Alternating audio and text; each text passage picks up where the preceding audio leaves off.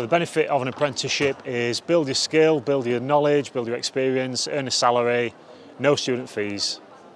Happy days. You get to gain a nationally recognised qualification. You can train and learn while you're earning money as well. You learn on the job, you gain experience while you're learning. The best way to learn is by doing a job, getting stuck in, getting straight in and getting that work experience alongside studying at the same time. It's the perfect balance. You're able to get work experience. It's what employers are after, as well as working towards a recognised qualification. The benefits are you can earn while you're learning, and also you can achieve a qualification and getting an apprenticeship in something that you really want to do. Carve out your own career, find your footing in a business, take that time to learn and gradually think about what's going to get you out of bed in the morning and what's going to really excite you from a job. You get on-the-job skills training, as it were, and you also get an opportunity to go and further your education. I did an apprenticeship when I first started out as well.